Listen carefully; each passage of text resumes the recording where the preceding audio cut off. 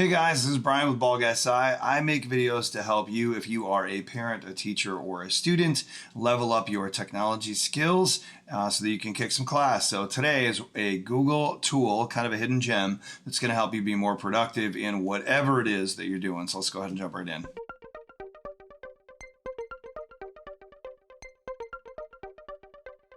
All right, guys, this one is really pretty awesome, and it stretches across a couple of different things in Google.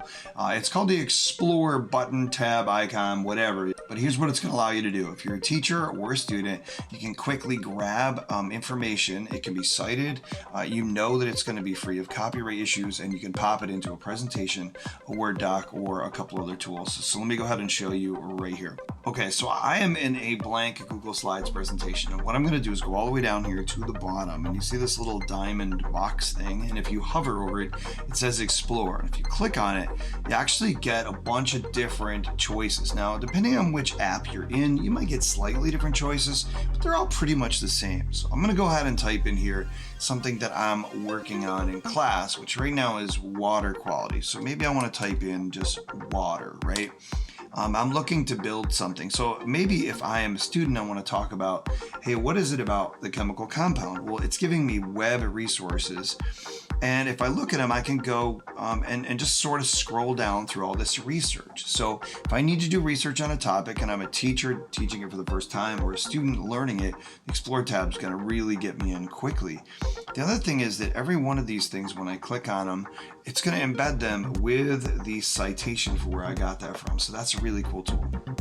But if I move over to images, because maybe I'm just looking for this water for a background, right? For a presentation I'm doing on whales or penguins or something, right? So if I go over and say, I just want to use this drop of water as a background, I can click the plus and it will automatically pop it into the document on the slide that I'm on, or I can click the image and it'll give me a preview of it to see if it's really what I'm looking for. And then I can insert it or back out if it's not what I'm looking for. So I scroll down and maybe I find a little bit better one right here and I click the plus and boom, it pops right in. Now, I can still format that, move it around, do whatever I need to do. But there's another one. Maybe I'll have some information in my drive, but I can't remember because my drive is cluttered and I just want to click on that and look for anything that has that keyword in it. Well, right here is the presentation that I started a couple of years ago and then I'm revamping for right now. So it's a quick way to find some slides to maybe import from an old slide presentation and just get this thing off the ground and rocking and rolling really fast. That's Google Slides. There's a couple other ways I can do this if I move over to a document.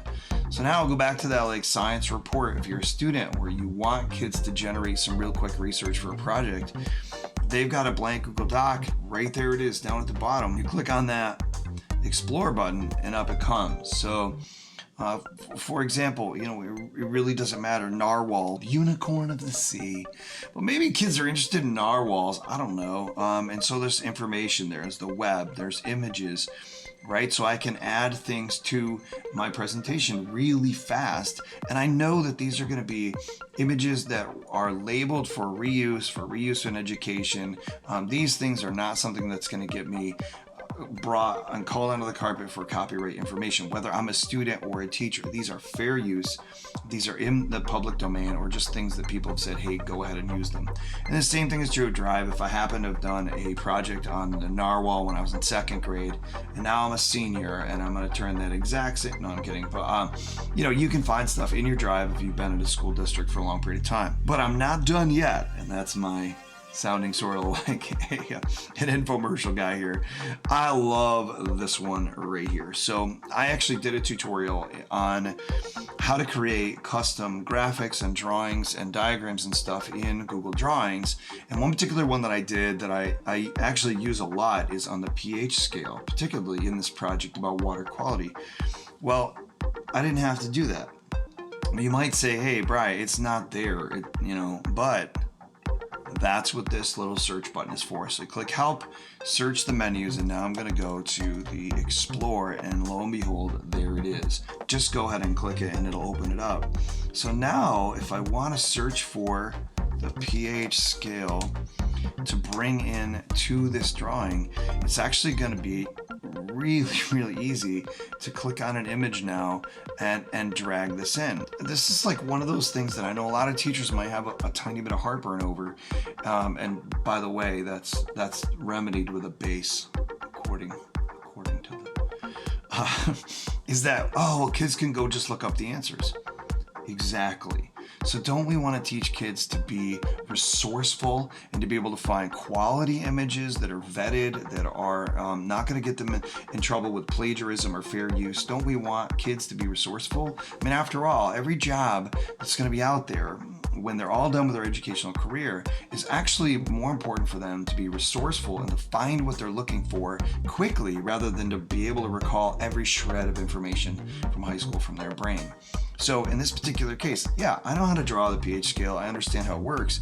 But if I'm just really looking for something quick to throw into a slides presentation or to create a graphic for an assignment for my students, this is going to get me rocking and rolling really quickly.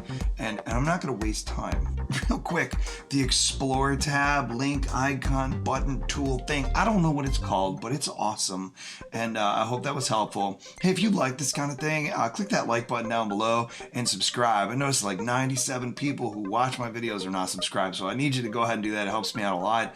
But also, if you've got a teacher, a parent, a student that you know this could help, just go ahead and grab that link and share it with them, because above all else, that's the goal. We're here to help you kick some class. I hope that helps, and I'll see you next time.